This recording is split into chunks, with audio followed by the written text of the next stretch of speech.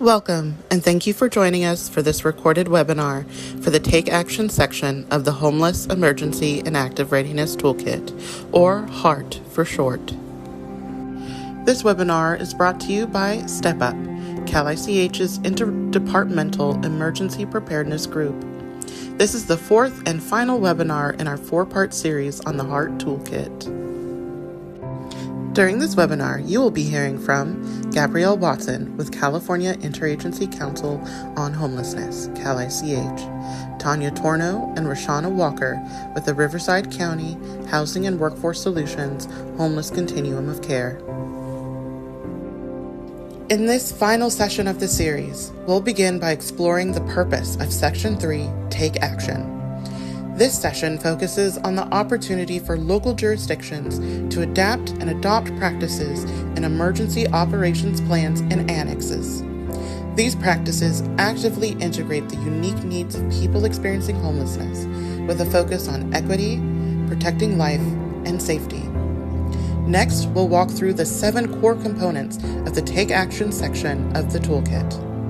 These core components offer practical, actionable steps that local jurisdictions and partners can consider in supporting people experiencing homelessness during disasters and emergencies. Next, we'll hear about Riverside County's exemplary practice and their use of pop-up shelters during Hurricane Hilary.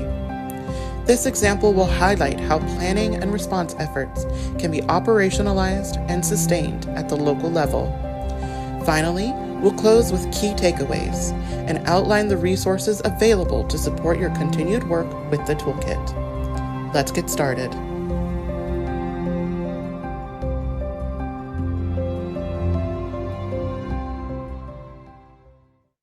Hello, I'm Gabrielle Watson, and I'm a specialist on the Local Initiatives team with Cal ICH. Thank you once again for joining us. As a reminder, the HEART webinar series has been building step by step. Webinar 1 introduced the HEART Toolkit.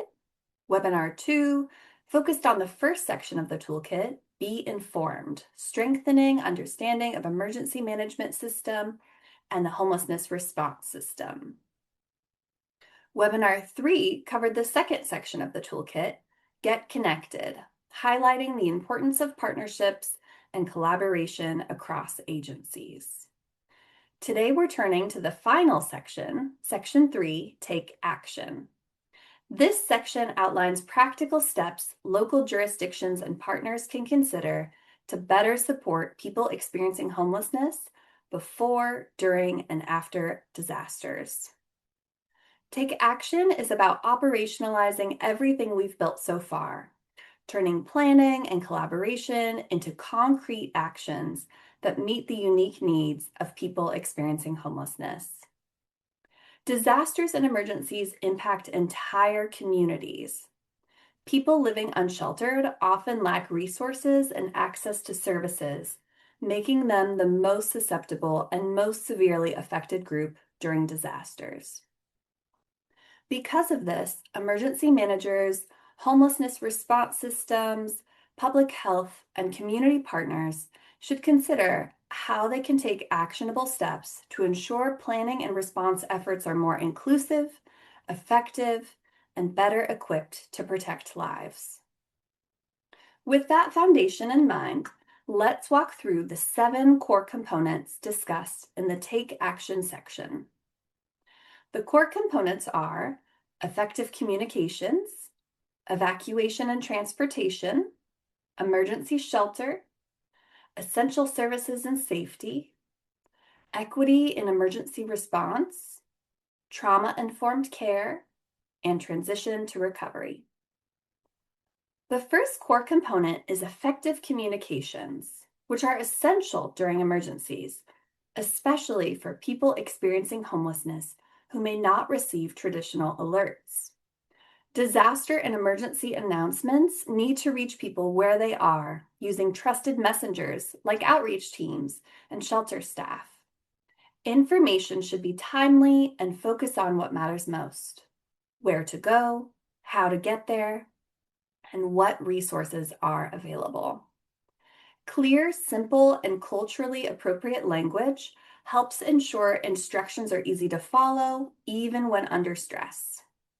When speaking with our partners in Butte County, they noted that to communicate disasters to people without homes, jurisdictions should include homelessness service providers and emergency notification systems to help create an effective communication plan that includes accessible messaging.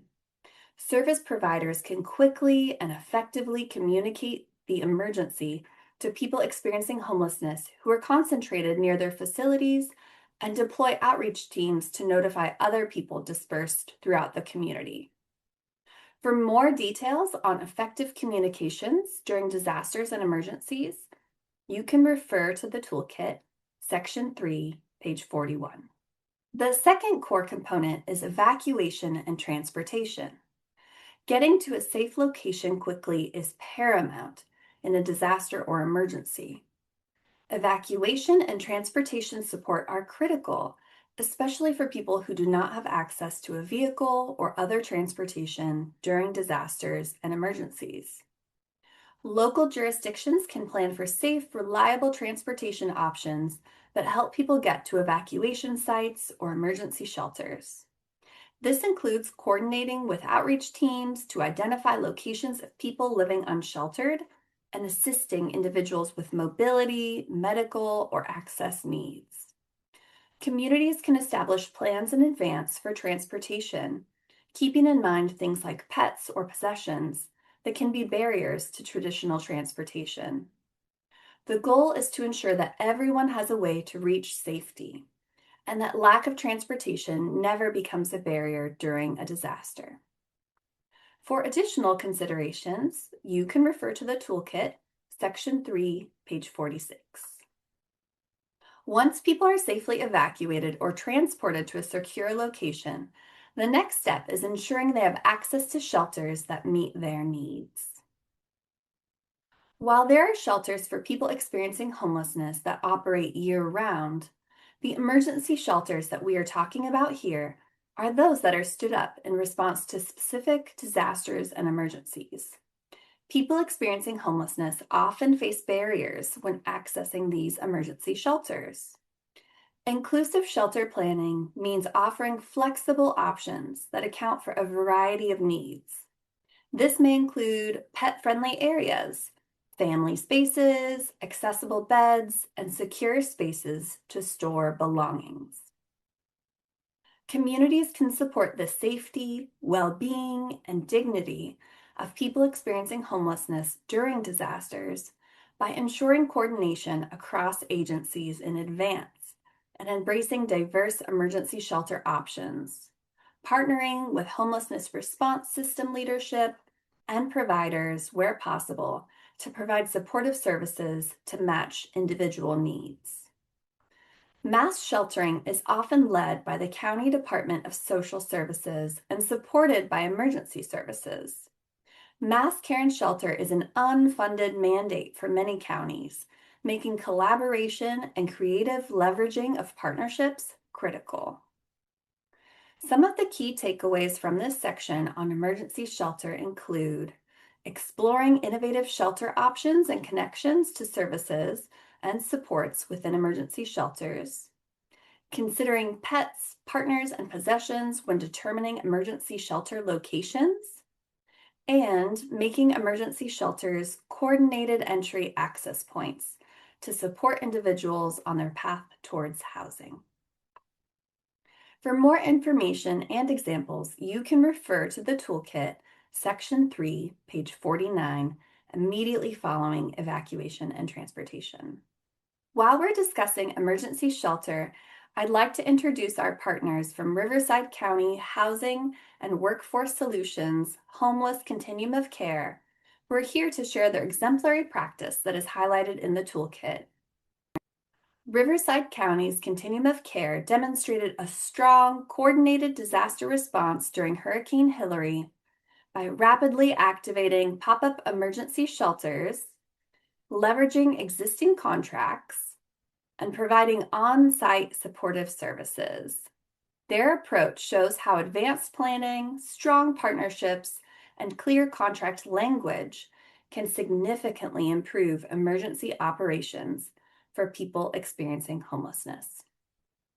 I'll now turn it over to Tanya Torno from Riverside County to share more.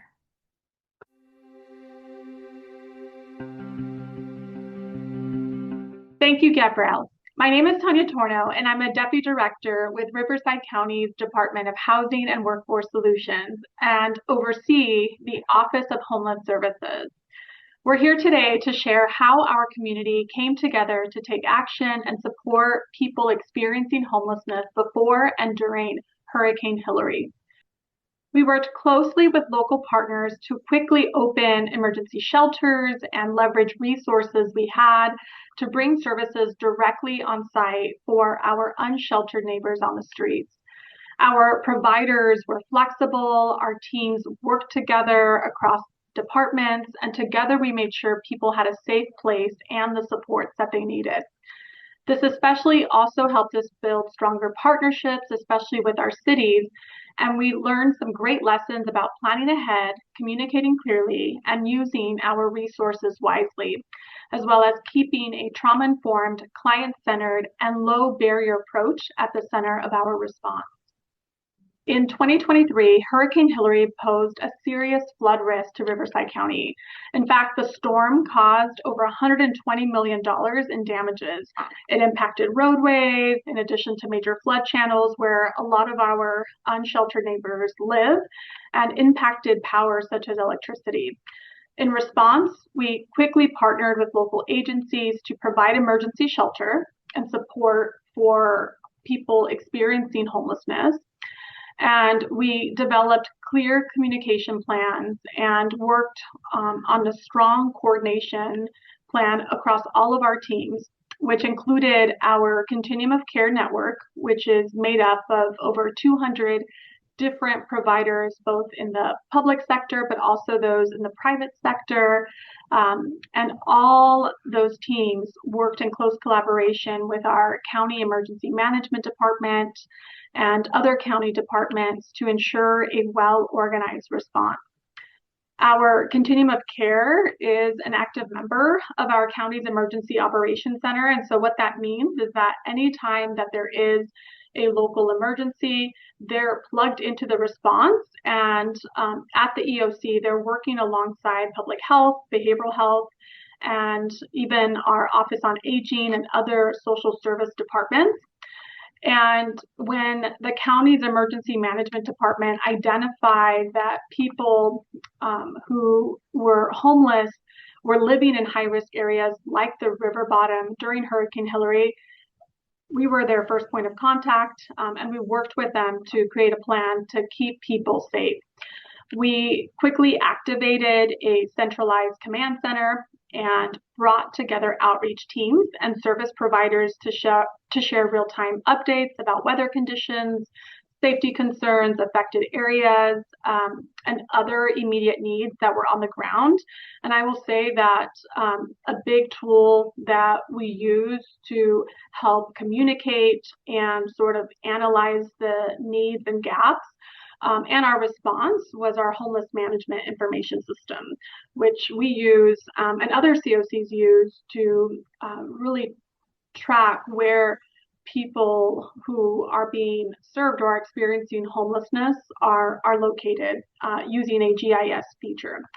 And by using existing contracts that we had with many of the providers, we were able to open up temporary pop-up emergency shelters on the same day. I think it's really important to highlight that many of these shelters included gymnasiums, auditoriums, such as places of worship that were quickly converted into an emergency shelter setting. And we also used existing shelter facilities who had sort of common areas that we were able to also add additional beds to. And outreach teams, as well as other first responder teams like law enforcement, played a critical role by going directly into the community to warn people of the danger coming in response to the hurricane, and also to help connect people to one of those safe sites. And so once we had people indoors, people had access to meals, they were connected to benefits that they were eligible for, and as well as mental health and trauma support. And of course, in wanting to take advantage of where they were at, and making sure that we had a long-term plan to connect them to housing, we made sure that that was a key part of their sort of long-term stability. The flexibility of our service providers, along with the on-site support of our county departments like public health, social services, and behavioral health, as well as our housing authority, working together with our emergency operations center, help build a strong spirit of collaboration across the EOC, as well as our continuum of care and the rest of our community partners. The pop-up emergency shelters that we built followed a low barrier approach and helped ease rules such as curfews, which many of our shelter providers, interesting enough, were sort of still keeping as part of the structure of their program, but were asked to sort of relieve and were willing to relieve as a result of the emergency. They also helped ease rules on things like check-in procedures and creating more flexibility for people with different needs, and even allowing people to bring in their pets with them.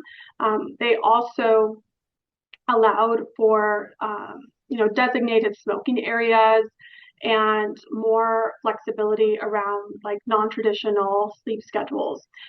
Again, because they recognize that the emergency called for more flexibility and that we needed to sort of recognize that people would be sort of in a state of trauma as a result of what they were experiencing. Many of these practices, thankfully, have continued in regular shelter operations today. And for that, we are forever thankful. Providers also kept shelters open longer. In the end, I think we ended up keeping the shelter open for a period of 90 days to make sure that we connected every single person to permanent housing and that we weren't just sort of closing the doors and exiting people out once the emergency sort of had been lifted. And I feel very, very proud of that. Again, it just shows our commitment in really recognizing the humanitarian effort behind our response, but also making sure that we're using our resources wisely and taking advantage of having people in a centralized location where we can quickly facilitate the care and connections that they need. And obviously, the success of it spoke to the very people that we had, how committed they were in wanting to have a housing resolution. So all in all, through this experience, we built new relationships and clear expectations with our contracted providers. For example, we created a new partnership I talked about with our county animal services so that people could safely shelter their pets.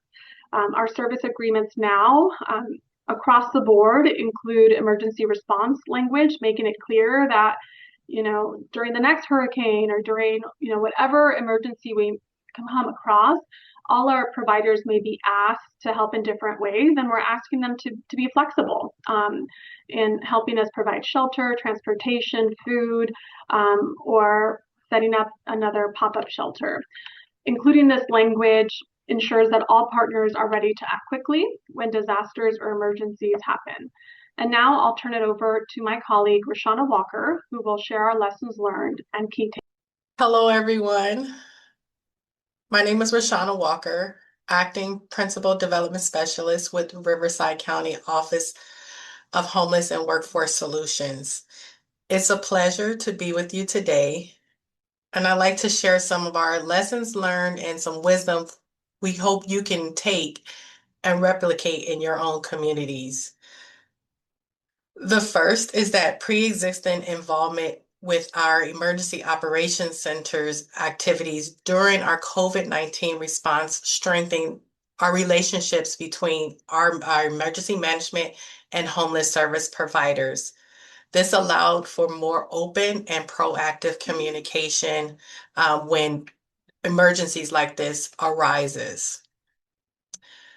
The second lessons learned is integrating a disaster clause into all of our contract agreements with shelter providers, as Tanya mentioned earlier, and our outreach teams allowed swift activation during emergencies.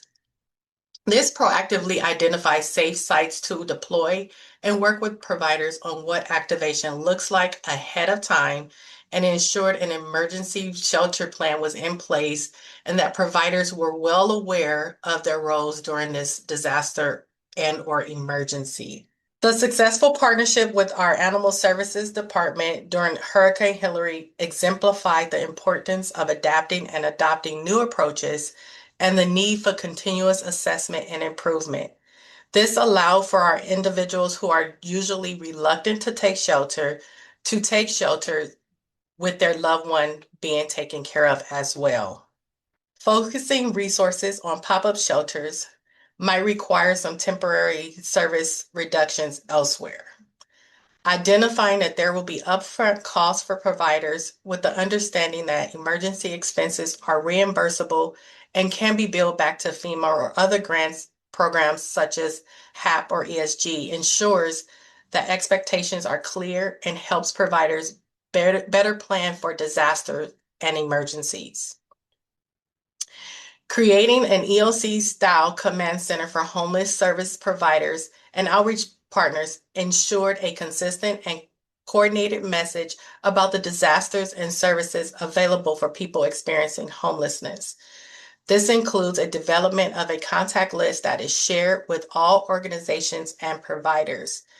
This includes us coordinating calls on a daily basis to make sure that the individuals we are serving are quickly provided with the resource needed during these disasters or emergencies. The success of this response highlights the benefit of implementing low barrier options in emergency shelter operations, such as increased flexibility for residents and data collection practices. Another evolution of practice or lessons learned during this experience was our multidisciplinary training on cultural sensitivity and servicing people experiencing homelessness empowered staff, contractors, and volunteers to deliver effective services and combat discrimination and biases. It was very important for us to maintain clear communication channels with partners throughout the whole disaster or emergency. Our use of pop-up shelters during Hurricane Hilary offers other communities an example of the effectiveness of a collaborative, well-planned approach to disaster response for people experiencing homelessness. By prioritizing flexibility, resource integration, and transition planning, we were able to support the safety and well-being of residents experiencing homelessness, some of the most vulnerable community members during a disaster. So as you can hear, by proactively taking action, we strengthen our disaster preparedness strategies, integrating disaster clauses into our service agreements, building partnerships, and setting up pre-disaster planning frameworks for resource allocation and rapid activation. This approach has not only improved our immediate disaster response, but it has also laid the groundwork for continued support and transition to recovery, providing a model for other communities to follow. By embedding flexibility and cultural sensitivity training into their operations, we ensure that contracted providers were prepared to respond effectively and inclusively with expectations to extend beyond their regular roles during emergencies. That's all we have for you. Thank you so much for your time and attention. I will now turn it back over to Gabrielle. Thank you again to our Riverside County partners for sharing your approach and lessons learned. We're now going to shift into our fourth core component of taking action, essential services and safety. During disasters and emergencies, individuals must have access to food, clean water, hygiene supplies, and medical care. These basic supports help stabilize people and ensure that they can remain safely sheltered during the event. While emergency shelters play a vital role in disaster response, people experiencing homelessness may choose not to utilize them due to various concerns about privacy, safety, discrimination, or incompatibility with their specific needs. Considerations can be made to ensure the hygiene and safety of people experiencing homelessness during disasters and emergencies, including those who remain outside. The Essential Services and Safety section of the toolkit focuses on considerations that support keeping people experiencing homelessness who continue sleeping outdoors safe during disasters and emergencies.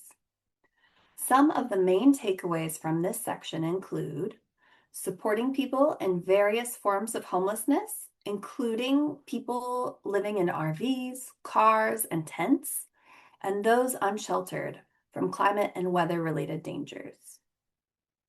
Ensuring basic nutritional needs, medical care, and survival supplies for people experiencing homelessness are met. Providing access to restrooms, hand washing, showers, and laundry, providing trash receptacles and regular trash pickup, and providing safe syringe disposal and exchange. For more considerations and examples, you can refer to the Essential Services and Safety section in the toolkit, Section 3, page 56. Meeting the basic needs of people experiencing homelessness is critical. Additionally, it is essential to consider how services are delivered. And that brings us to our next core component. Our fifth core component is equity in emergency response. Emergencies do not impact everyone the same way. Large-scale disasters can pose unique and significant challenges for people experiencing homelessness. Exposure to harsh conditions can worsen health and may lead to death. People living unsheltered often lack resources and access to services, making them the most susceptible and severely affected group during disasters. It is also imperative to consider and address the needs of specific subpopulations of people experiencing homelessness, which may include youth and families, unaccompanied youth, LGBTQIA+ individuals, migrant workers, survivors of violence, others from diverse racial and ethnic backgrounds. When speaking with our Lived Experience Advisory Board and receiving their feedback on this section, they emphasize the importance of having real-time access to disaster plans and ensuring that these plans are up to date and inclusive of diverse needs, such as those of transgender individuals. Communities can consider prioritizing equity as a strategic goal and allocating resources accordingly, embedding equity into local response systems at every level, including the Emergency Operations Center, and providing comprehensive equity training to all staff and volunteers. For more detail, see the toolkit, Section 3, page 61.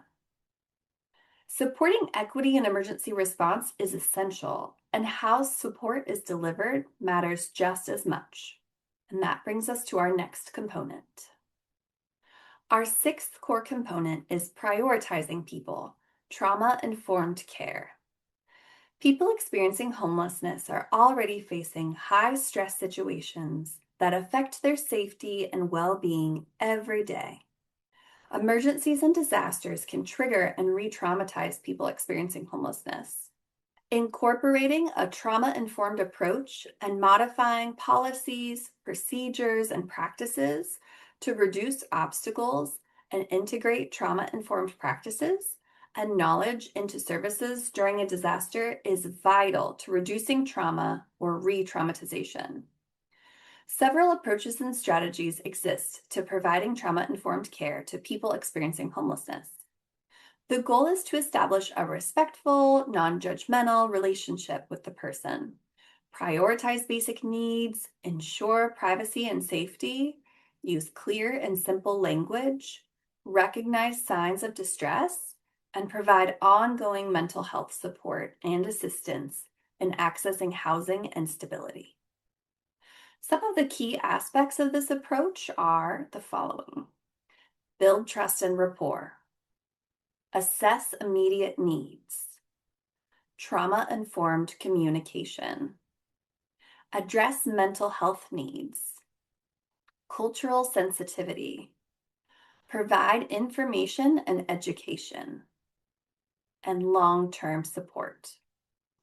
More information is available in the toolkit in Section 3, page 64. Trauma-informed practices strengthen response efforts, but they also help support people as they move towards stability after an emergency. With that, let's move to our final core component, transition to recovery. Once the immediate emergency passes, people need support reconnecting to stability. An estimated 60% of people in an emergency shelter will have access and functional needs and will need support services and access to housing as they transition out of an emergency shelter. For individuals experiencing homelessness, this may include help accessing housing, benefits, medical care, or other ongoing services. Transition to recovery focuses on creating pathways from emergency shelter to longer-term solutions. This includes coordinating with local homelessness systems, utilizing coordinated entry, and providing case management to help people navigate next steps. Recovery planning can begin early, even while the emergency response is still underway, to support people not returning to unsheltered situations once shelters demobilize. For more detailed information and examples, you can refer to the toolkit, Section 3, page 68. Transition to recovery completes the emergency response cycle and helps create long-term stability after disaster. To wrap up this session, let's review a few of the key takeaways from the Take Action section of HEART. The Take Action section emphasizes that inclusive response requires strong communication, transportation support, and shelter options that meet diverse needs. Equity and trauma-informed practices are critical to supporting people experiencing homelessness during crises. Recovery planning should begin early and include coordinated entry, case management, and connections to long-term housing and services. These components work together to ensure emergency operations are accessible, coordinated, and responsive to the needs of people experiencing homelessness. Before we close, I'd like to highlight additional resources available in the appendix of the toolkit, which can support your local implementation efforts. These include a contact list for emergency response and homelessness response services, an emergency services and supports roadmap, strategies for inclusive planning checklist, trauma-informed approaches checklist, and lastly, a transition to recovery checklist, among other information. All of these resources can be found in the appendix section of the toolkit and can be adapted for your local needs. They are intended to provide practical support as you operationalize the inclusion of people experiencing homelessness in your disaster planning and response across your communities. Thank you so much for joining us for Webinar 4, Take Action, the final session in the HEART webinar series. We hope this series has provided you with tools, examples, and strategies to better support people experiencing homelessness in your communities during disasters and emergencies. Thank you again for your commitment to building safer, more inclusive systems for all Californians. Thank you for joining us for the final webinar for the Homeless Emergency and Active Readiness Toolkit series, Take Action. The recorded webinars and case studies will be posted on our website at bcsh.ca.gov/CALICH/heart. If you have any questions about the toolkit, please feel free to email us at calich@bcsh.ca.gov. If you'd like to keep up with Cal ICH, like and subscribe. You can also follow us on social media. Thank you for joining us. Have a wonderful day.